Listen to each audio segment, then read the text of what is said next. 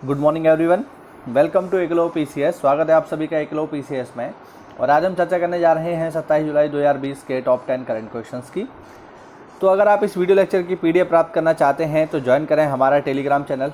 Telegram application में जाकर के एकलव्य पीसीएस को सर्च कीजिए और वहाँ ये आपको पीडीएफ पर डे फ्री में मिल जाती है। तो चलिए बिना किसी देरी के शुरू करते हैं। यहाँ पर क्वेश्चन नंबर 1 देखिए, 26 जुलाई को पूरे भारत में कौन सा दिवस मनाया जाता है? तो सबको पता है इसका आंसर 26 जुलाई कल थी और मैंने इसके बारे में कल आपको जो है शुभकामनाएं भी दी थी।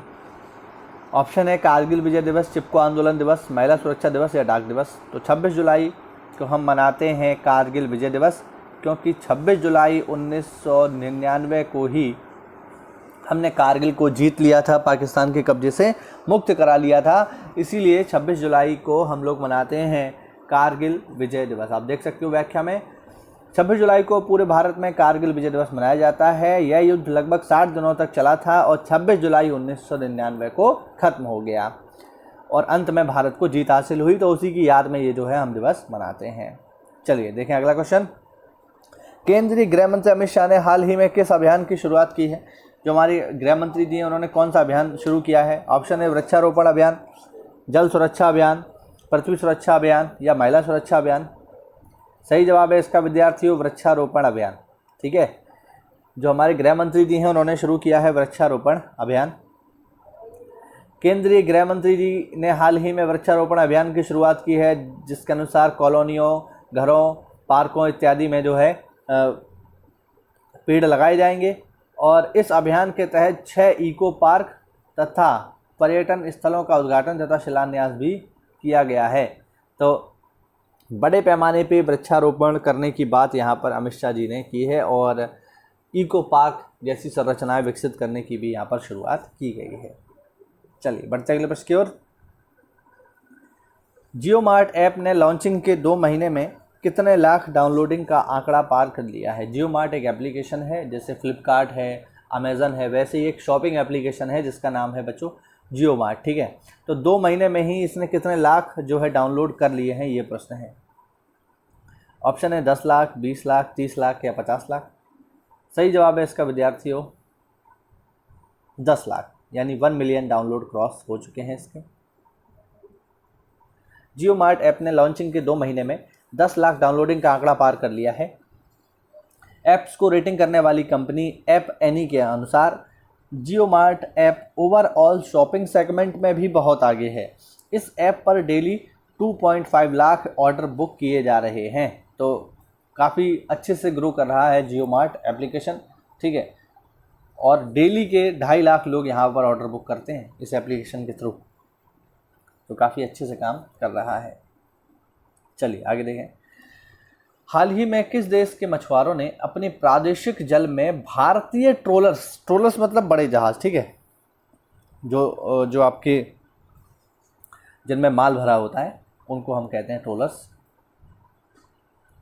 तो हाल ही में किस देश के मछुआरों ने अपने प्रादेशिक जल में भारतीय ट्रोलर्स की संख्या में अचानक वृद्धि होने की सूचना दी? उन्होंने कहा कि हमारे समुद्र में अचानक से भारतीय ट्रोलर्स की संख्या काफ़ी ज़्यादा बढ़ गई है।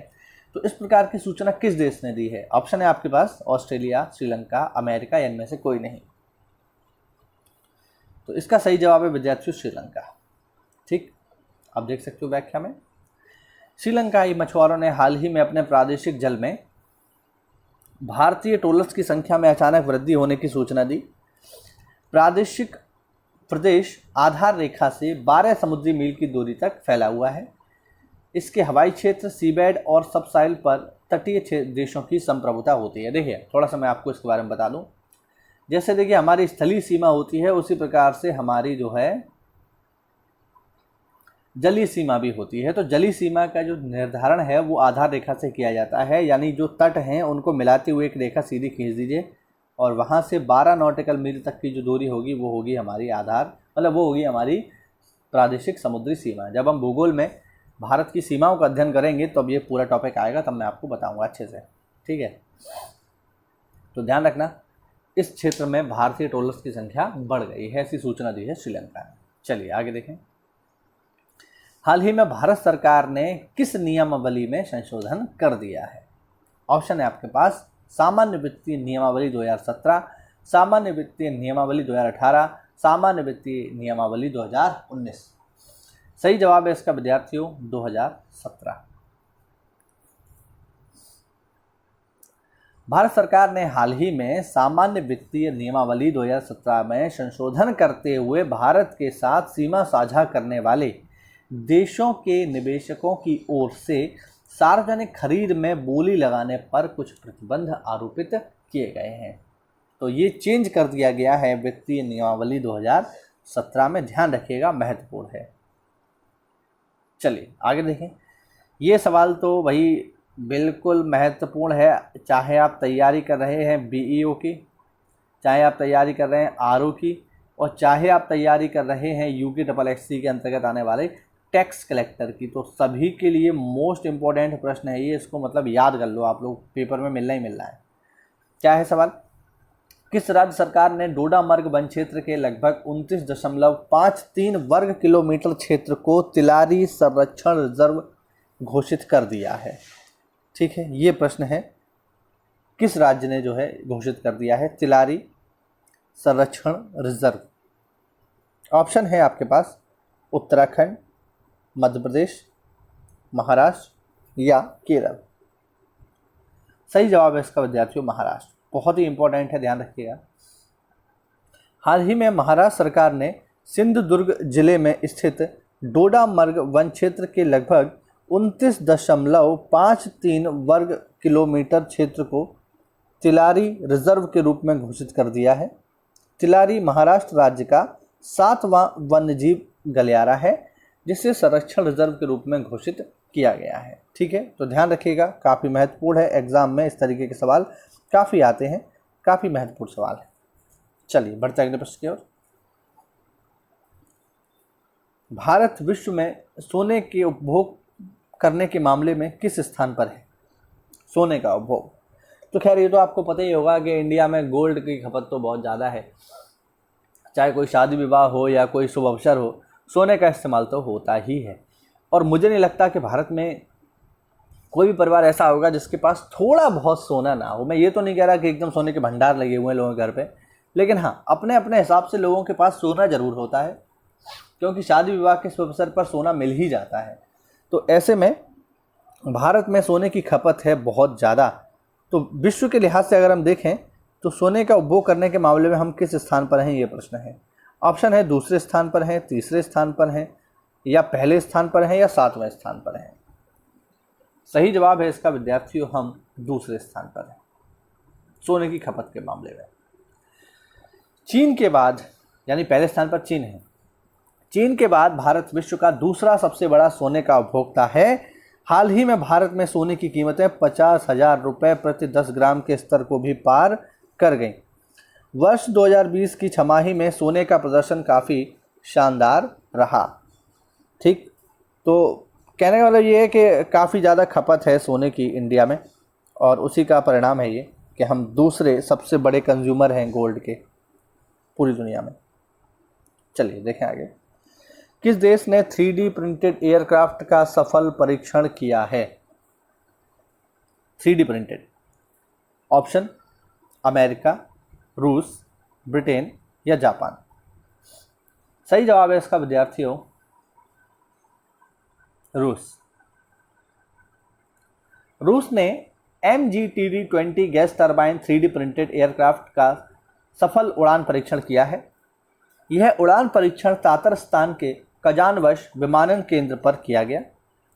रूस की राजधानी की हम बात करें, सबको पता है रूस की राजधानी मास्को है तथा रूस की मुद्रा है रूबल। ध्यान रखिएगा, MGTD-20 गैस टरबाइन। चलिए आगे देखें। ये भी सवाल विद्यार्थियों काफ़ी महत्वपूर्ण है, एग्जाम पॉइंट ऑफ व्यू से आपको मिल सकता है पेपर में। किसने भारत का पहला numberless card fam card launch किया है?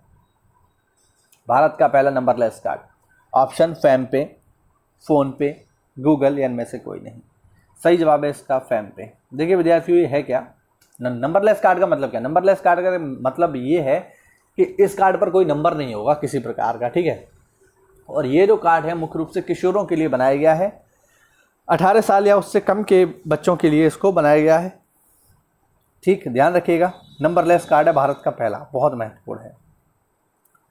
फर्स्ट बैंक के साथ साझेदारी में फेमपे भारत का पहला नियो बैंक है जिसने IFC फर्स्ट बैंक के साथ भारत का पहला नंबरलेस कार्ड लॉन्च किया है। ये मुख्य रूप से बच्चों के लिए है, छोटे जो किशोर हैं उनके लिए है, तो काफ़ी महत्वपूर्ण है। ध्यान रखिएगा, एग्जाम में पूछा जा सकता है फेमपे क्या है या पहला नंबरलेस कार्ड क्या है।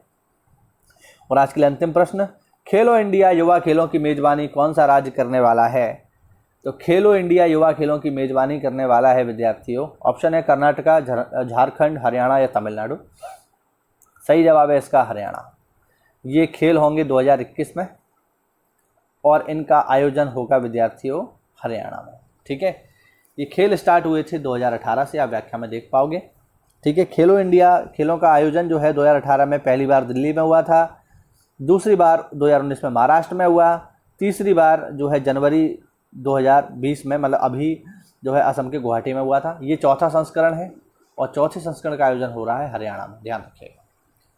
तो ये थे विद्यार्थियों हमारे टॉप 10 करंट क्वेश्चन जो कि जुड़े हुए थे 27 जुलाई से। उम्मीद करता हूँ वीडियो में आपको कोई नई जानकारी मिली होगी। तो ऐसा है तो वीडियो को लाइक करें, चैनल को सब्सक्राइब करें। मिलते हैं अगली क्लास में, तब तक के लिए स्टे होम, स्टे सेफ। जय हिंद, जय भारत।